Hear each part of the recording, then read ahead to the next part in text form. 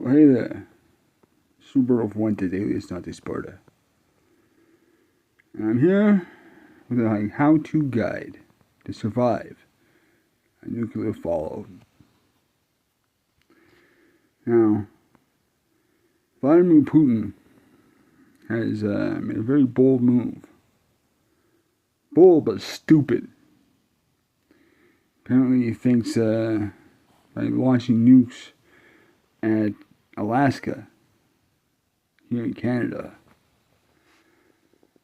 that's going to somehow solve the problem of some lippy little shithead like fucking Donald Trump.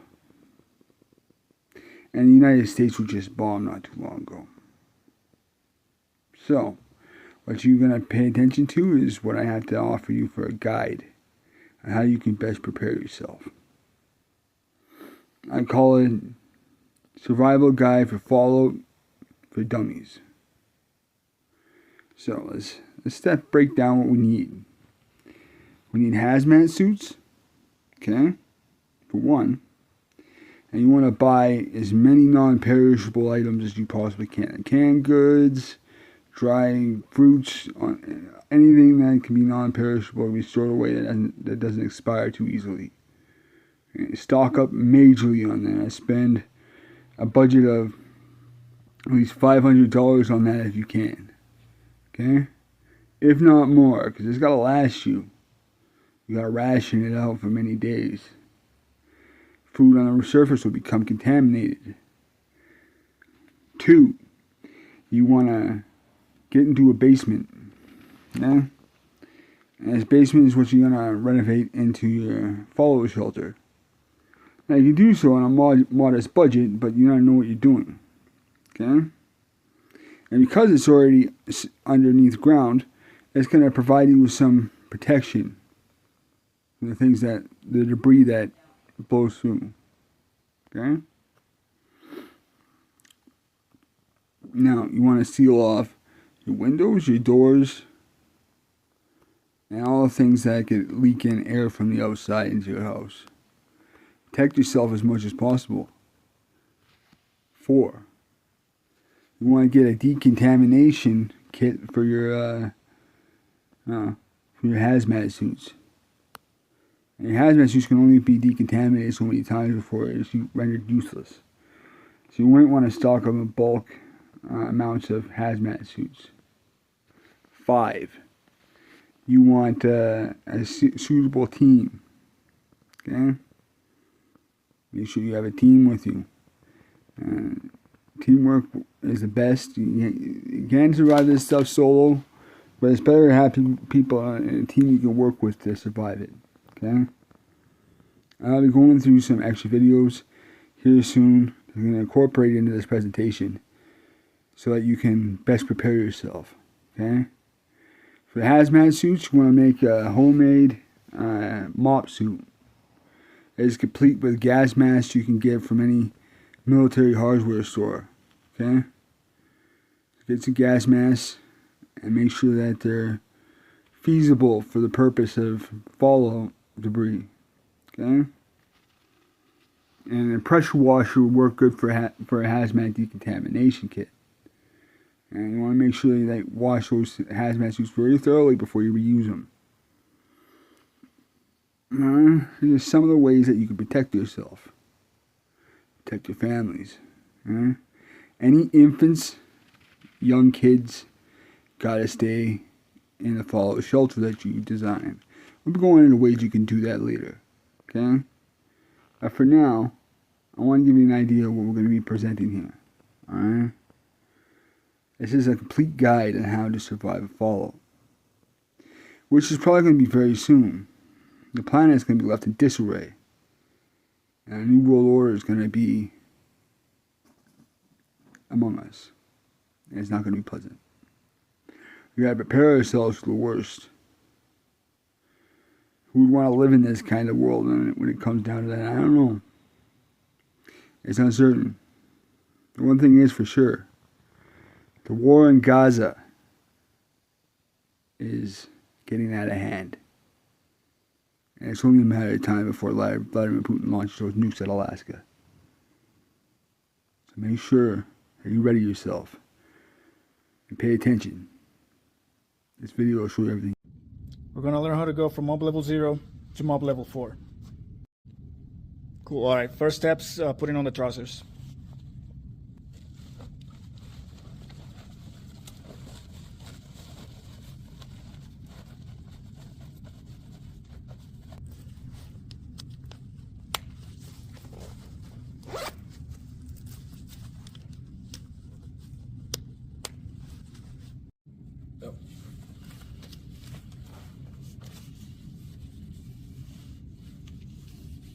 Make sure that there are no twists in the suspenders, and to adjust them, you do it on the buckles back here. Once all that is good, you can adjust the electric waistband.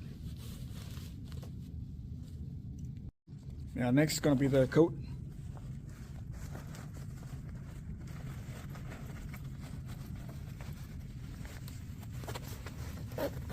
Halfway up, Velcro halfway up.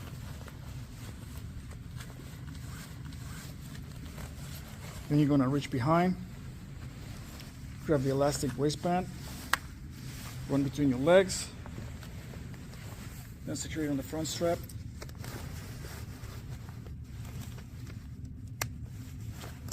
Once it's done, take the two running ends and tie it up the way you tie your shoes. Just a basic slip knot, something that can be easily undone.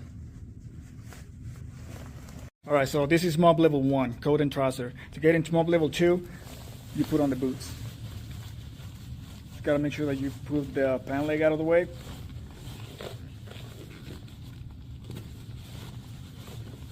And when you put it on, you're gonna secure it with the straps. You don't want it to be too tight, especially on the top strap. Because the bottom ones should be the ones that's the tightest, then the middle one shouldn't be so tight, and then the one on top should give you the most room because you're gonna be walking around.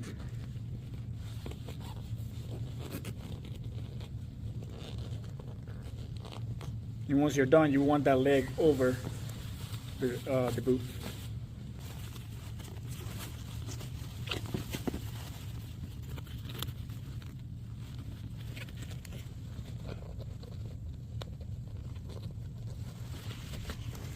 To make sure that the pant leg is not dragging, you're going to adjust it, make it tight with the Velcro.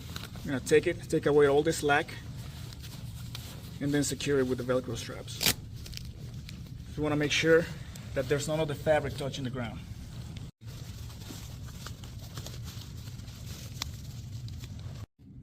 So this is mob level 2. To get to mob level 3, you just put on the mask.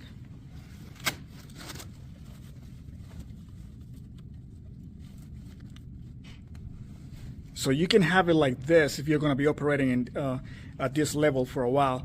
But what you want to do to finish it off is put on the hood. And make sure that it doesn't cover anything over the visor. Then you're gonna finish zipping it up all the way up. Then you're gonna Velcro it up. Once that's done, you're gonna look up and to the left. And then you're gonna make sure that the rest of the Velcro is done. Once that Velcro is good, you're gonna take that barrel lock on the drawstrings and you're gonna connect it. So it's kind of tricky to find. It's a lot easier if you, somebody else is helping you out. You would normally never be doing this by yourself anyways. Click it, then you pull the strings, and you're gonna secure a nice slip knot in there, something that can come off very, very easy.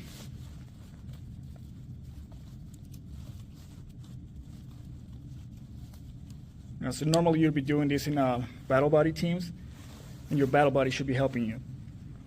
But this is what it's supposed to end up looking like. So we're at mob level 3 right now. To get to mob level 4, he's gonna take out his gloves out of his pocket, and he's gonna put them on.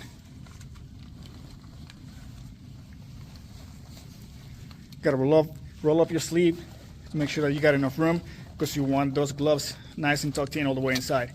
Then you wanna roll the sleeve on top of that glove,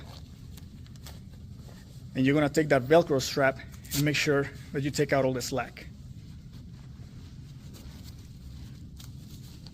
You're going to take the second one and you're going to do the same thing.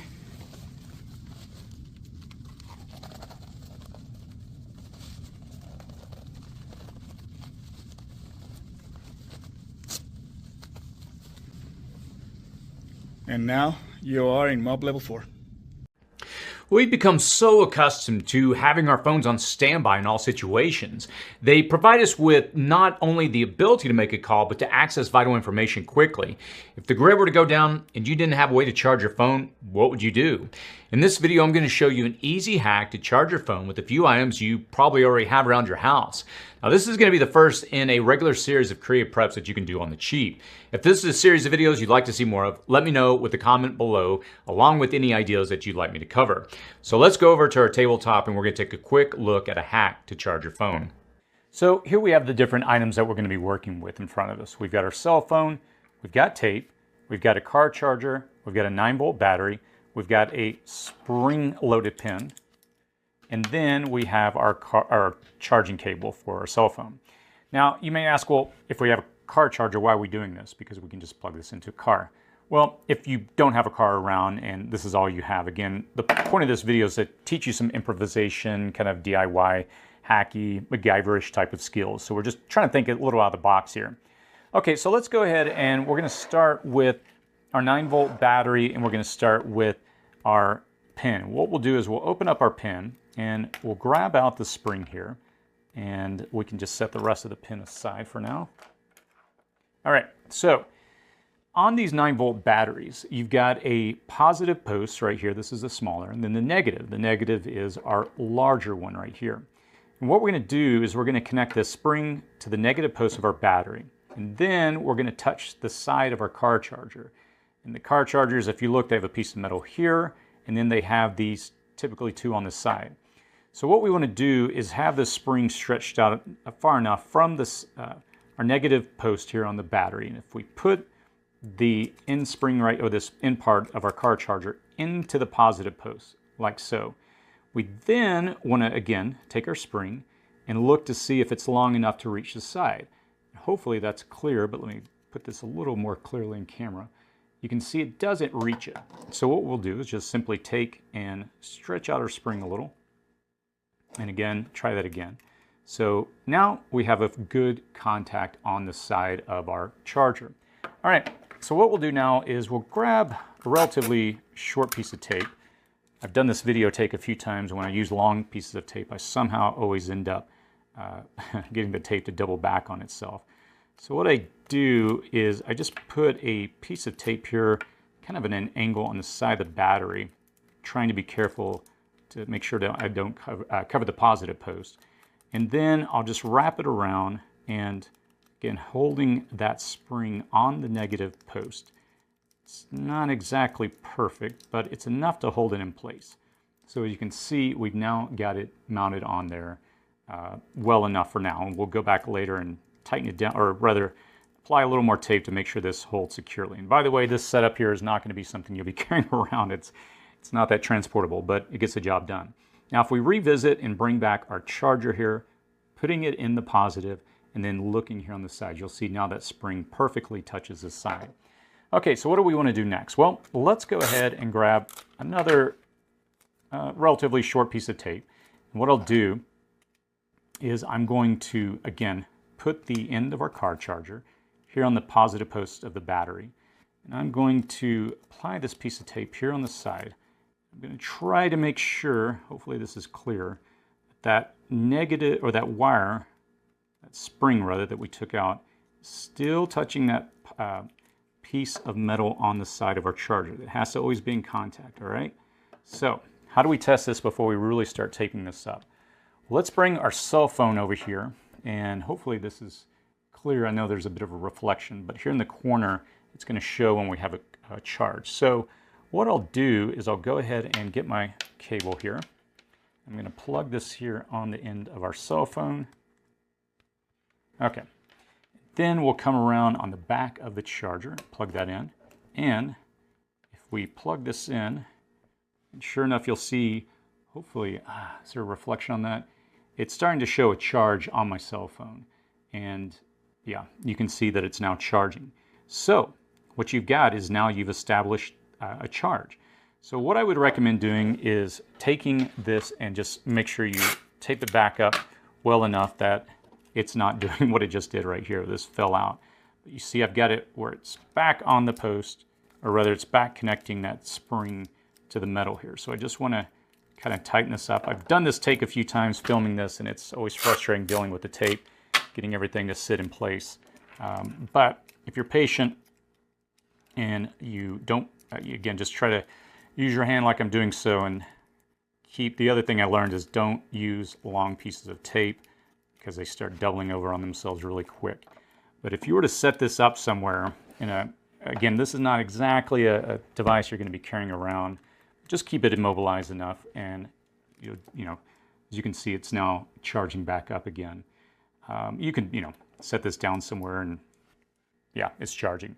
So one thing to note, and I'll take this apart, is each of these battery manufacturers, they have a certain amount of capacity in the battery, and different cell phones have different different battery sizes. So a battery like this on my particular phone maybe will charge a quarter of the battery, maybe a little more. But the point I'm making is that you want to make sure that you have a realistic expectation. If you're just in an emergency situation, you need enough juice to get your phone going to maybe make a call or access some data. In a pinch, a 9-volt battery with this setup will get you taken care of. Afternoon, soldiers. My name is Sergeant Schramm. Today we'll be going over Mission Oriented Protective Postures, or MOP. We'll be going over the different MOP levels from 0 all the way to MOP level 4. So to get started, MOP level 0, your mask carrier is worn.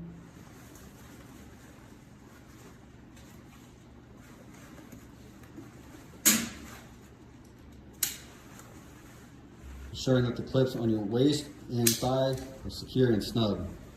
Moving on, MOP level 1, you will wear your overgarments and mask carrier.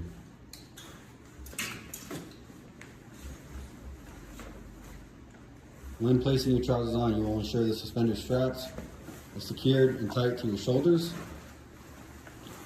ensuring that the zipper is zipped all the way up and then buckled.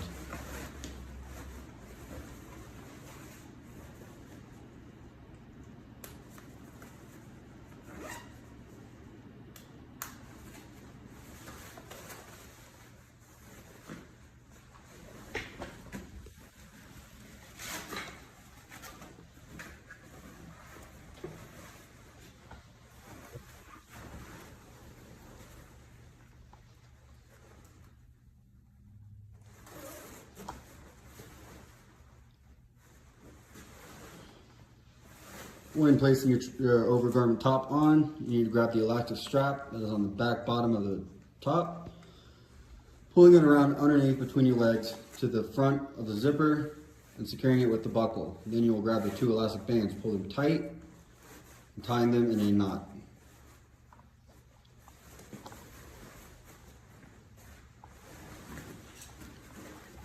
Ensuring that you secure your mask carrier and mask afterwards.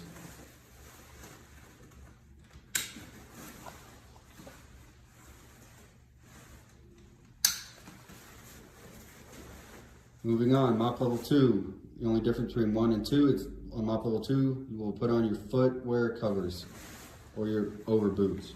Your over boots need to be at least 2 sizes larger than your actual boots so that they will fit on securely. When placing your boots on, you have 3 straps that you'll secure with the button on the opposite side of the boot.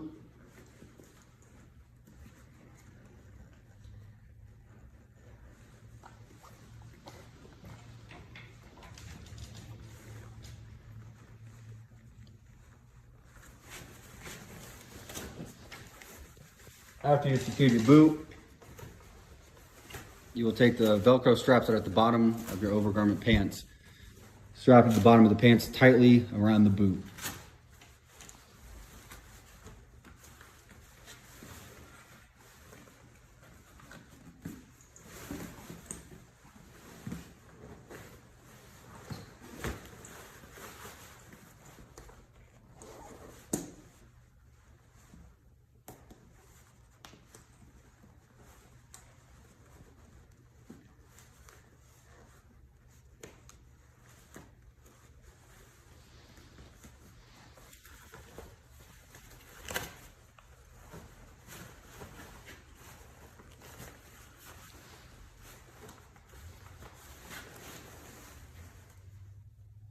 Now, MOP level 3, you will don your Pro Mask.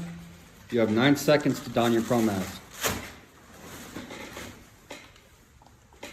When donning your pro mask, you will take the palm of your hand, place it on the front outlet valve, blowing out, and take both hands, place them over the filters, and suck in, securing a pressurized seal around the mask. Next, for MOPP level 4, you will ensure you put your mask hood on, as well as your gloves.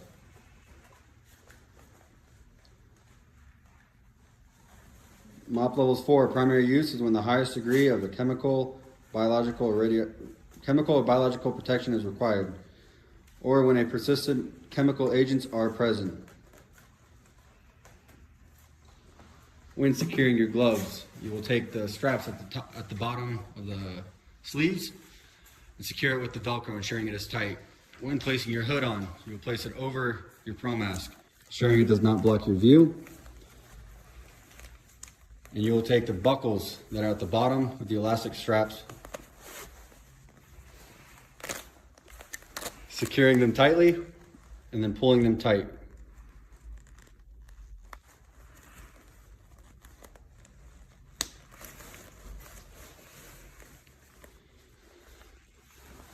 As of now, that is MOPP levels 1 through 4. When wearing MOPP level 1 through 4, your IBA and equipment will be worn on the outside of the overgarment. OCPs and ACUs do not need to be worn underneath. That is dependent on the commander and his commander's discretion. When decontaminating, you will use your decontamination kit. As of now, this completes my class. This right here is called a MOPP suit. That's an acronym for Mission Oriented Protective Posture Suit. This is a personal protective suit used by militaries around the world for toxic environments. Some of the benefits of MOPP suits over standard hazmat suits is that they are breathable. This makes it more comfortable to wear for longer periods of time and can even provide you with warmth during the winter months. This suit is flame retardant, it has an integrated hood that adapts to fit respirators, and it's compatible with all NATO 40mm gas masks and most CBRN respirators and hoods. The one downside of this suit is that it's a lot more expensive than your typical hazmat suit. It's about 10 times the price as a standard level B haz suit. This would definitely be the ideal way to protect yourself from toxic radioactive particles after a nuclear war. Hi folks, Canadian Prepper here. So the topic of today is going to be protecting yourself against chemical, biological, radiological, and nuclear threats. So let's get to it.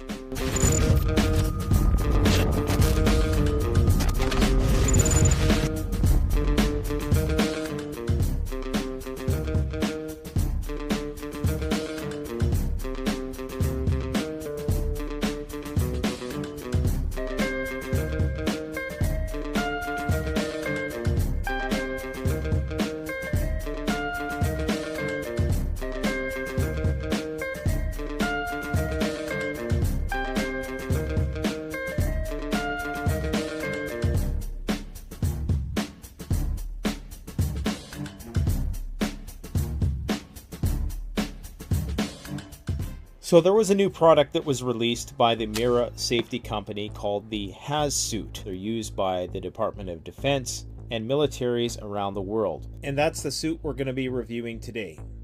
So a brief outline of what we're going to talk about today is, do preppers need hazmat suits? What are the different types of suits and what do they prevent against? We'll also briefly touch on gas masks in this video as well. And we're going to talk about what makes the haz suit unique. So I thought this video would be well timed in light of recent geopolitical turmoil in the world, particularly tensions rising in the Middle East right now. There's increased risk of asymmetrical attacks on critical infrastructure, Ebola concerns in Central Africa, and of course the ever-evolving threat of avian influenza in multiple places around the world. So the need for CBRN protection is at an all-time high, you could arguably say. Now, CBRN stands for chemical, biological, radiological, and nuclear protection. This means that something that's CBRN certified will protect you from these various contaminants. However, it needs to be made abundantly clear that no suit can protect you against ionizing radiation. The only practical and effective protection against gamma radiation for most people is going to be to go underground. So there's 4 levels of hazmat protection. The haz suit would fall under level B. Level A suits are beyond the price point of most people, as these involve fully enclosed self-contained breathing apparatuses with a starting price of $1,000 and up. Realistically, Level B protection is going to be sufficient for most emergency preparedness needs. Level B suits are going to vary in terms of their tensile strength and the types of chemicals that they are impervious to. Now let's talk briefly about the difference between Level C and Level B suits. Now there's two general types of suits. There's Tyvek suits, which will prevent hazardous particles down to around 1 micron in size, and then there are chemical protection suits. Tyvek suits are very low cost. They range between $10 to $20, but they're limited use. They only protect against dry particulates. They're not going to protect against a lot of chemicals. They're going to have a very low tensile strength, so they are prone to tearing or damaging, which could be a life-ending thing if you're talking about a pathogen which is airborne and of high lethality. Chemical suits will protect against all biological contaminants, up to 180 chemical agents, nerve agents, and will offer a much higher resistance against alpha and beta radioactive particles. So if there was a pandemic, if you had to operate in a contaminated environment, if you had to rescue someone in this environment, if you had to enter a quarantine zone, or if you had to have contact with people who were sick or were not wearing personal protective equipment, in those unpredictable conditions where you're dealing with people that you don't know and you can't trust, and you may well be put in these situations, whether you want to or not, I would not trust a simple Tyvek suit, just due to the volatility of the situation. They can tear very easily and they don't offer the same level of protection. So chemical suits offer not only penetrative protection, but they also offer permeative protection, meaning that liquid chemical agents cannot sit there and fester and ultimately permeate into the fabric. A standard Tyvek membrane is not going to be able to protect you if compromised by liquid. Chemical suits like the HazSuit will protect you from gas and vapors and various chemical warfare agents. Now, in terms of reusing a suit like this, there's going to be a decontamination process. So in order to do that, in order to facilitate that, you're going to have the means to decontaminate. Because Tyvek suits are so cheap, I personally would have both Tyvek suits and a HazSuit, because both can be useful in different situations. For instance, if you had to make a quarantine zone on your property or within your home, and you knew that the people within that quarantine zone were immobilized or they were not a threat to you, in that sort of situation, I would sport the Tyvek suit, because it's not going to require excessive articulation of the suit. It's not going to put a lot of stress on the suit. It's going to be an in and out job. Now, if you had to enter a more precarious, unpredictable situation where there are going to be other environmental hazards, that's when I would sport the HazSuit, because it's just a far more durable material with higher tensile strength, which is going to be far more forgiving in terms of abrasion and tear resistance. So just a bit about the company who makes the HazSuit. It is made in America. It's made by the Mira Safety Company in cooperation with the Kapler Company. Kapler and Mira Safety both make suits for the military, various civil defense professionals around the world, and the same material that's used in this suit is used in other suits by the Department of Defense. So Mira Safety also makes the Mira Safety CM6M tactical gas mask, which is quickly becoming my gas mask of choice for a variety of reasons. It's a comprehensive CBRN mask that has a built-in speech diaphragm. This is going to allow your speech to be audible, because if you don't have a speech diaphragm on your gas mask, it's going to be very hard for you to operate in a team, because people are not going to be able to hear you. You're going to be using hand signals. It also has a built-in drinking straw, which is Camelback compatible, but they do provide you with a canteen. And I should say right from the get-go that if you're wearing a suit like this, you absolutely need the gas mask to match. Their tactical gas mask is hypoallergenic. It takes 40mm Stando NATO threads. They also have a patented gas mask filter, which has a shelf life of 20 years. So it's the longest shelf life gas mask filter on the market. And I should say that we sell all of this stuff at CanadianPreparedness.com. I only retail the best products in my store. Other things I like about the mask is that it has a wide field of vision. It's compatible with a firearm, so you can cheek up to it a little bit better than you can with the SGE Mestel series, although those masks are great masks. They're a world-renowned company. That's the other gas mask that we sell. But this is a more cost-effective complete package, and you get a very similar polycarbonate visor. I personally haven't done any ballistics testing on the visor, but from what I hear, it's quite comparable to the Mestel product line. And of course, it meets all of the respiratory protective equipment standards to be considered a fully fledged CBRN mask. One of the main requirements for a mask to be considered CBRN is that it has bromobutyl rubber construction. This is going to allow you mustard gas protection, which really is the gold standard in terms of measuring the quality of a gas mask. Now, how many instances are you going to require mustard gas protection? It's probably unlikely, realistically speaking, but if you want the top of the hop, then you're going to want that bromobutyl rubber within there. So needless to say, the HazSuit and the CM6M gas masks are completely compatible. You can also use this HazSuit, of course, with a external self-contained breathing apparatus. I couldn't tell you where to find one of those. That might be something if you wanted to look into, if you were really serious about stepping up your CBRN game. Now, the great thing about these gas masks and the suit is that they're also going to be available in kids' sizes. So I believe the suits come in 6 different sizes, and the gas masks are going to come in 3 sizes, 1 for adults, 2 for children. So the whole family is going to be covered. Now, you may think it ends there in terms of being protected against all possible contaminants, but of course you still have the issue of the gloves and the boots and some of the openings. So for that, the company recommends chemical resistant butyl over boots. In this demonstration, I'm sporting rubber boots, which for the purpose of biological hazards anyways, that should be sufficient. A heavier duty butyl rubber glove would be ideal, and then put another plastic glove over that glove just to provide a little bit of extra protection. And you're also going to want to tape together all of the junctions in which this various apparel meets each other. So you're going to want to tape your boots to the pants, you're going to want to tape your cuffs to the gloves. You're also going to want to tape up the flap on the zipper on the torso just to give you a little bit of extra protection there. And you'll want to tape where the mask meets the hood of the suit. One thing about this suit is that mobility is not restricted at all. I'm currently wearing a large here, and there was no position that I could put my body in, or was I ever straining the suit in a way which could lead to a material failure. So you get full range of motion, which is going to be very crucial if you have to move somebody or something heavy. If you're in a combative situation, that abrasion resistance is also really going to come in handy. Now, there is no shelf life on this. The company boldly suggests that 20 years. This thing should still be functional. I wouldn't put it in an area which was too dry or exposed to sunlight or anything like that. And I would not put it under high stress, so don't put it under a giant box of Mountain House food or anything like that, because you don't want to make stressful folds in the material. Now, I would be very remiss if I didn't tell you some of the potential downsides of a suit like this. One thing I realized really quick is that this suit gets very, very hot. And I guess the word on the street is that all chemical hazmat suits are pretty much insufferably hot.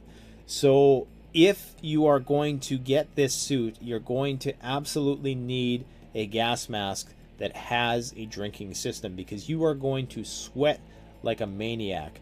Even after just wearing this for 15 minutes, you're going to start to sweat. If you had to wear it in a very hot climate, I personally don't know how they're able to do it in these hotter climates where they're wearing these suits to combat things like the Ebola virus.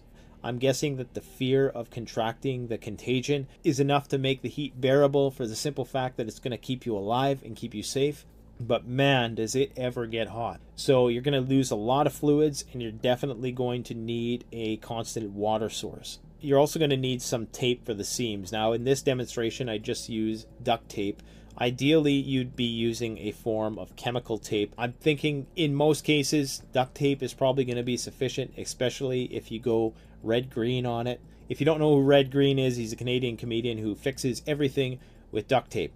And with enough duct tape, you could fix the space station, in my opinion. So I hope you found something of use in this video. And like I said, if you are prepping on a budget and you want to get into the gas mask level of emergency preparedness, Mira Safety gas masks is probably the most cost effective. You get the most comprehensive, cheap package. Now, if you can't afford any of this stuff, getting N99 gas masks and Tyvek suits or the Curad antiviral face masks that we sell at CanadianPreparedness.com are probably going to be your most cost-effective bet. For $20, you can get yourself some measure of pandemic protection. It's not going to be nearly as effective of what I've talked about today, but it will give you some protection. So if you have any other questions about this stuff, I'll do my best to answer those in the comment section below. Thanks for watching. Stay safe out there, guys. Stay vigilant, because things could pop off at any time now. It's getting pretty crazy out there. So take care, and don't forget to enjoy the time you have with your family. Thanks for watching Canadian Prepper Up. The best way to support this YouTube channel is to support yourself by gearing up through CanadianPreparedness.com or BugOutRoll.ca. Premium quality gear at the best possible price using the incredibly secure and easy to use Shopify platform. We offer free shipping to the United States for orders over $200 USD and free shipping to Canada over $75. So support the channel by supporting yourself. Oh my God, if I die, I'm a legend. When they lay me down to rest, I know I was always prepping. Oh my God, my whole life. Hey everybody, welcome back to another video. So about a week ago, an unfortunate incident happened with my phone. It ended up in somebody's glass of water. I'm not going to tell you how, but the phone itself turned out fine, except the USB port that I charge it with, I guess, is shot. So I'm not able to charge my phone. So I did some research, and I think I found a way to charge my phone without plugging it into the micro USB port. So in order to do so, I'm going to take off the back of my phone. Now this is my main phone. This is the phone that I use to edit my YouTube videos with. So if this method works, then this video that you're watching will be edited by this phone. So next I'm going to take this charger and just cut off the edge right here.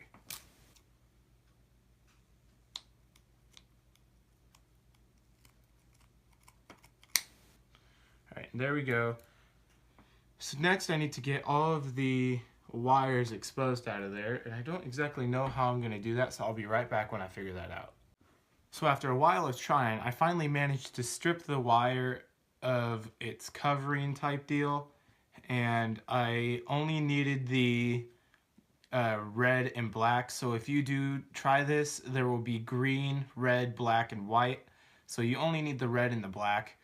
So if you look on the battery while it's still in the phone, you'll see right here that it should say positive and negative.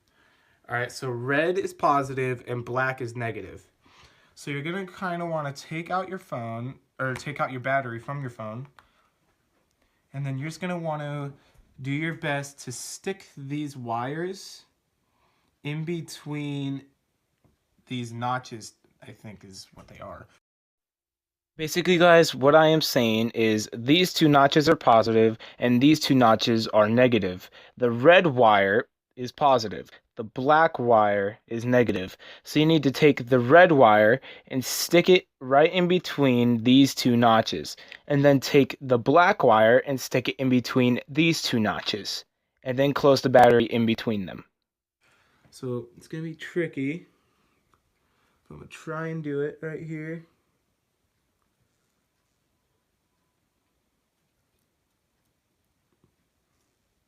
Dang it, this is hard.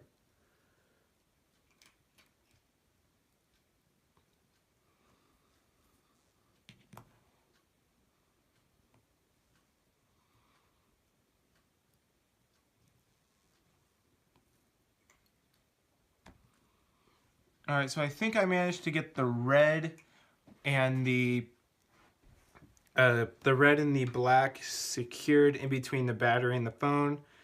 So the next step is, hopefully, for it to charge, you just need to plug this into a adapter and plug it into the wall. Let's see if it works. So I did forget to mention that my phone is literally completely dead. Let's try and keep the wire secure. I'm going to hold down the power button. You'll see that nothing happens. Absolutely nothing. So I'm going to plug it in now and hope to God that it works, because I really need this phone.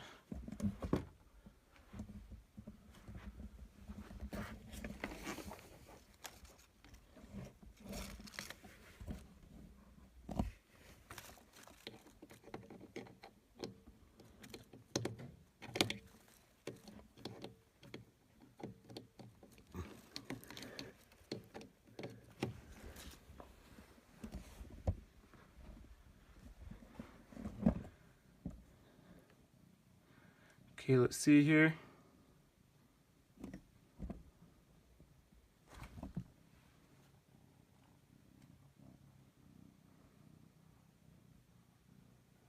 Nothing.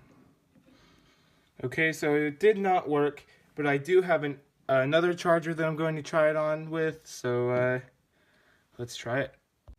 Okay guys, so I did the exact same thing to another charger that I had, and I think I did it a lot better on this one. The wires are a lot more exposed and there's a lot more wire, and I actually think this one might work, so I'm just gonna put it in between the positive and the negative. This is a hard one to do.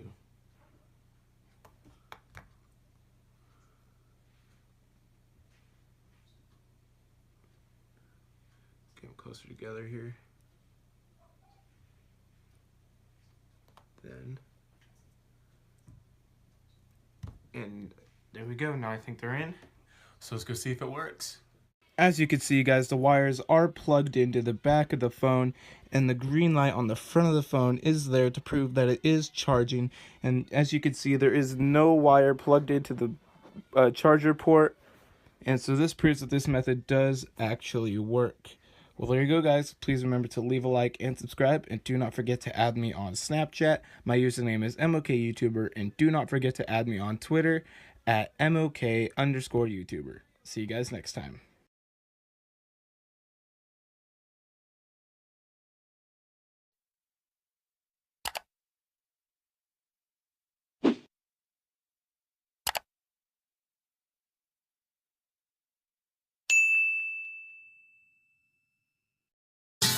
If there's no electricity and you don't have access to a power bank, or your car's no longer working and you need to charge your phone, there is a way to do this by using a 9-volt battery, your car Bluetooth transmitter, and a key or anything metal. This is how to do it.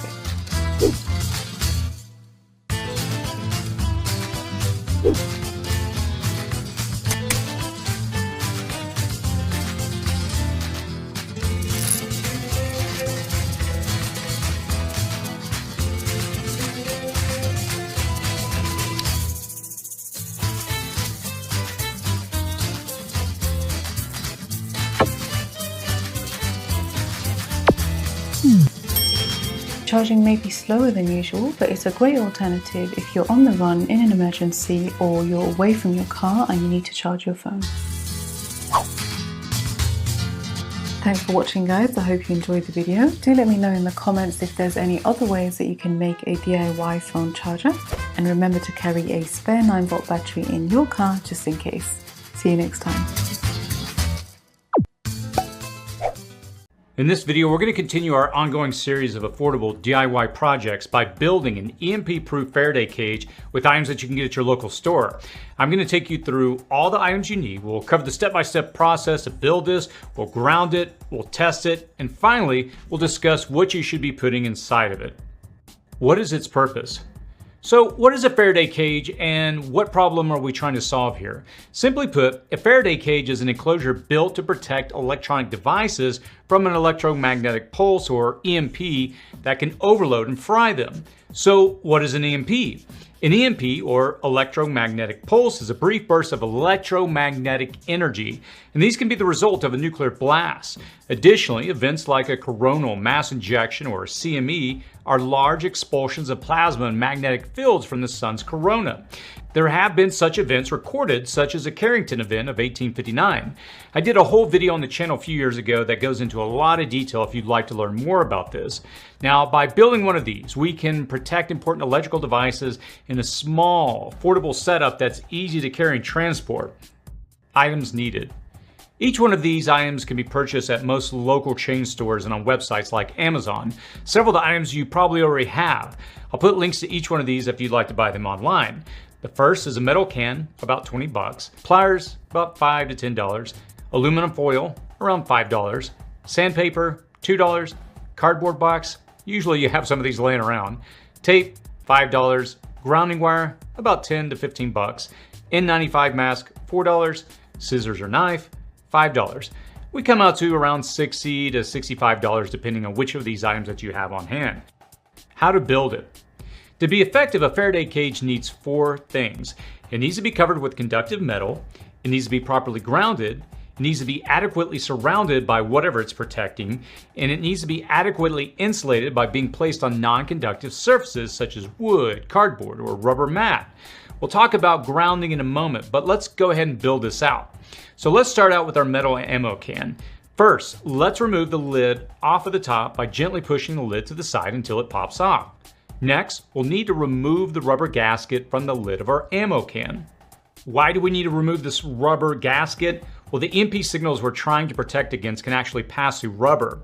And as a result, this rubber seal that I just removed from the lid creates a gap between the metal lid and the box itself that will allow energy to come inside of our box. So it's got to go. Now, this rubber seal is securely connected to the lid, so we'll use a pair of pliers or a knife to remove it. Now that the rubber seal is out, we'll need to sand off the paint under the lid where the rubber seal was, along with sanding off the paint on the top of the box itself.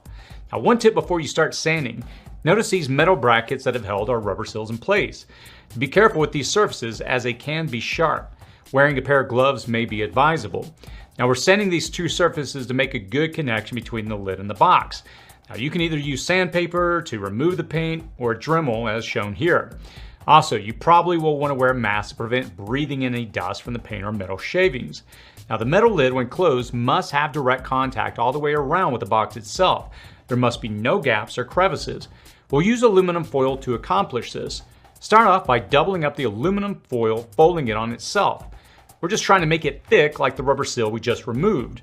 We'll then push it back under the metal brackets. Again, be careful as these can be sharp and gloves would be helpful. We want to do this all the way around the top of the lid to form a complete metal enclosure.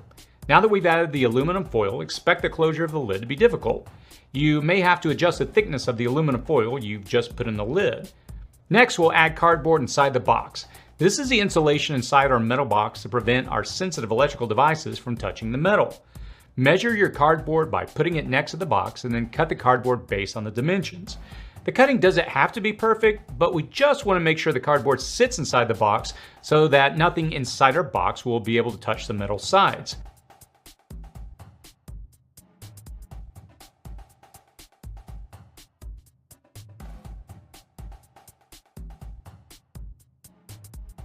Now, once we have the cardboard inside of our box, simply tape along the edges to hold everything in place.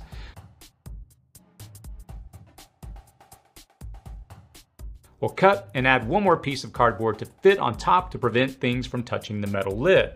How to ground it. A Faraday cage doesn't necessarily have to be grounded to work. Being inside a metal box may reduce the impact of a weak electromagnetic field, but it won't help against a strong one. No significant current can flow without a path, hence the need for grounding. By connecting the ammo can electrically to the ground, we ensure the discharge of any accumulated energy from our Faraday cage is discharged. And without grounding, an electrical charge will remain on the exterior of a Faraday cage. We don't want that. Now, shown here, I've got a grounding cable. You can buy these at Home Depot or Lowe's in custom lengths. I went with an 8-gauge wire.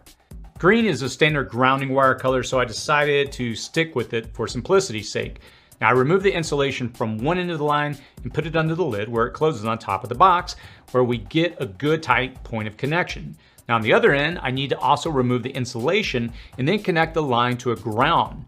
And in my house, I've got a fully exposed metal pipe that comes into my garage from under the ground, so I'll attach it here. Now, of course, if you have a grounding rod already in your yard, you can use that as well. Now I'll place our newly built EMP box on a wooden surface, making sure it's not touching anything metallic. And with the grounding wire connected to our box and the pipe, it should be protected, and if hit by strong EMP, it can ground out to the metal pipe. How can we test it? There's one way we can test this. We're going to place a radio inside the box. A radio requires receiving a signal to work, and if the device receives a signal while inside the box, it means a radio frequency is making its way in to the box, which we're trying to prevent. Now first, we'll crank this radio all the way up. The #1 volume Harley dealer group in all of California. That's Huntington Beach Harley. Then we'll put it inside the box with the sound cranked all the way up still. Now once we close the lid and put our microphone next to the box, if we don't hear any music, we know it's not receiving a signal. Presented by Morongo Casino Resort and Spa. Morongo, good times. Hopefully good times on the way for Patrick Sandoval tonight. 7-12, ERA 4.31. Brian Rue gets the start, the rookie for the...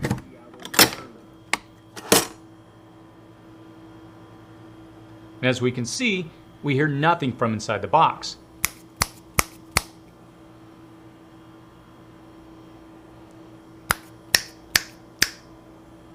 After building your Faraday cage, I would encourage you to test it. Rigorous testing involves some advanced equipment, but the method we just described is adequate for our purposes. What should you put inside of it? I recently asked my community this question and I got some great responses back. Essentially, what you put in here is really up to you. What are the most important electrical devices that you'd like to protect? Would it be something like a ham radio or these walkie-talkies? Would you want some type of flashlight or some type of hand crank radio? Now, several people in my community mentioned that they would want a USB drive with something like family photos or filled with survival books and documents, important things that they could potentially retrieve later. I recently did an entire video describing what you should back up offline. I'll post a link to it in the description and comments section below if you'd like to check it out. If you'd like to put something like maybe an old phone that you have that you don't use anymore and you load it with data or apps or important information, you stick it in here, that may be another consideration. Now, whatever small electronic devices you find important, you want to consider adding these to your ammo can. Now, this one is pretty small. There's not a lot of space in a setup like this, but it will allow you to put critical devices at an affordable price.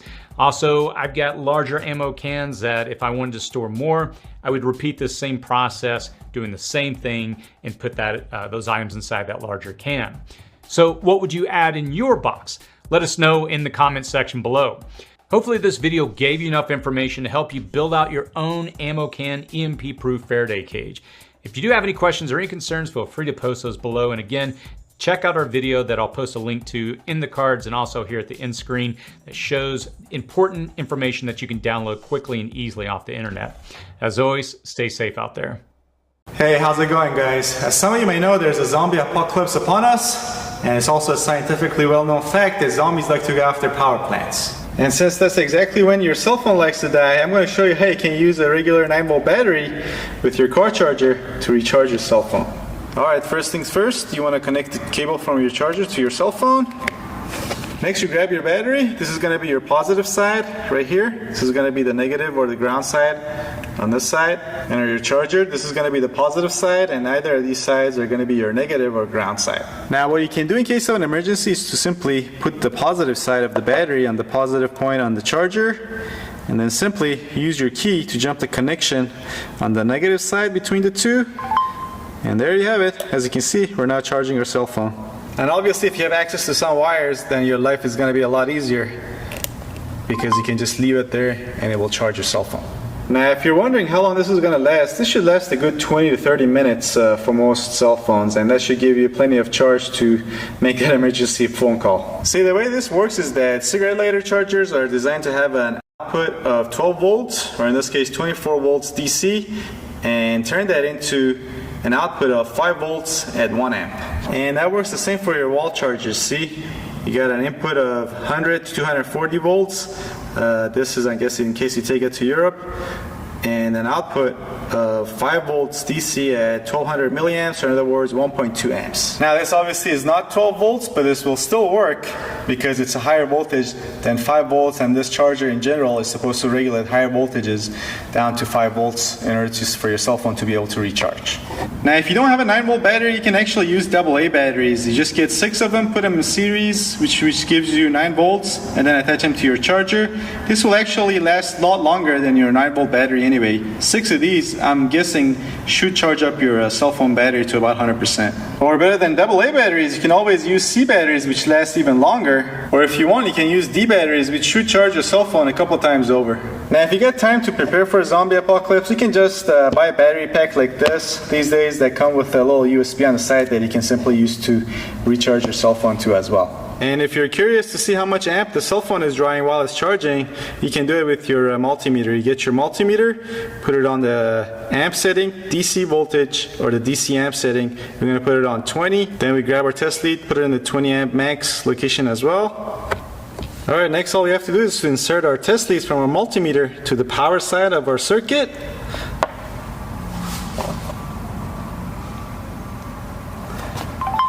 And there you have it. We got 0.47 amps, which is about 460 milliamps, which was lower than expected. I expected it to be closer to 1 amp, but it is about half of that. But again, this rating here is the maximum amount of amps you can pull out of these. The maximum amount of amp you'll need actually depends on the device you're using. And that's all there is to it. Hope you survived the zombie apocalypse. If you do, please don't forget to give this video a thumbs up, subscribe if you want to see more like it, and also check out my other videos, especially the one on how to use a basic multimeter. I'll put a link to them on this side of the screen that you can click on. Alright, thanks for watching.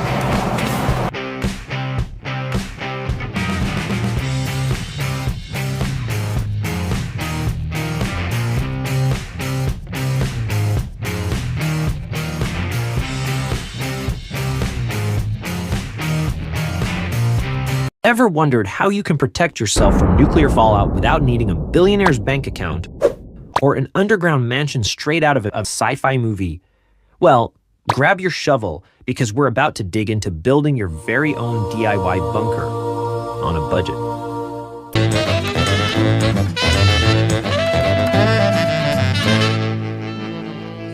Let's face it, most of us don't have millions to spend on a fancy underground hideaway like some celebrities or world leaders, but the good news is you can build a functional fallout shelter that'll keep you safe for a fraction of the cost. All you need is a little elbow grease, some basic supplies, and perhaps a buddy to lend a hand. Ready to go underground. Let's break it down. Step 1, location, location, location, location. First up, find a good spot. Make sure it's on flat ground, away from trees and buildings. Why? You don't want your shelter crushed by a flaming tree if a fire breaks out. A clear, open space is what we're aiming for. Think of it as real estate shopping, but for survival. Step 2, dig like you mean it. Grab that shovel or rent a backhoe if you want to feel like a pro. Start digging a trench 3 feet wide and 5 feet deep. Going solo, it might take a couple of days, but if you've got help, you'll have it done faster. Now, remember, this trench needs to be long enough to fit you and whoever you plan on inviting to your survival party. Step 3, create a secret entrance next. Build a 5-foot-long entrance with a sloped ramp or stairs. Just imagine the grand entrance to your future underground lair. But seriously, this part is key for easy access. On the opposite side, make a small ventilation trench to keep that air flowing. No one wants to survive a nuclear blast just to run out of oxygen. Step 4, cover it up. Now for the fun part, laying wooden poles across the trench to create a sturdy roof. It should be strong enough to hold up all the soil you'll be piling on top. If you don't want to chop trees like a lumberjack, just buy them. Logs or poles around 7 feet long will do the trick. Step 5, make it snug and secure. Stuff the gaps between the logs with leaves, cloth, or whatever you can find. You're not just playing around with home decor here. This is about making sure dirt doesn't leak in and ruin your makeshift fortress. Because who wants a bunker that turns into a mud pit? Step 6, layer it with love and soil. Finally, pile up that dirt. You'll want an 18-inch mound on top of your logs, like adding frosting on a cake. Top it with plastic sheeting, then add another layer of soil. This sandwich-like structure is what stands between you and those nasty radioactive particles. And voila, there you have it. A DIY fallout bunker for less than a week's paycheck and way less drama than dealing with contractors. It might not be as luxurious as a billionaire's bunker, but hey, it'll do the job. And remember, it's not just about building a shelter. It's about building peace of mind. So, who's ready to dig in?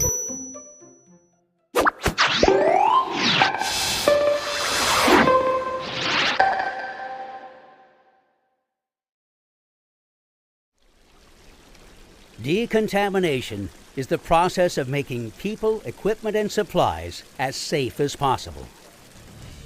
In this program, you have seen the factors that are critical to consider for decontamination operations.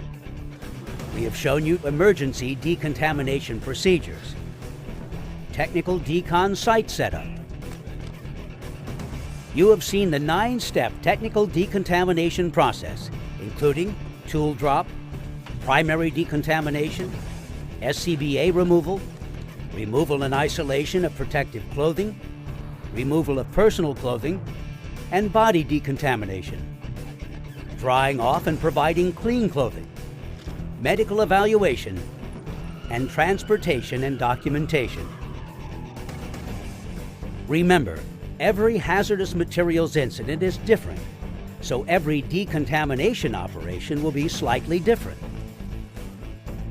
A careful analysis of what is required to return the situation to normal is an important task at any hazardous materials incident.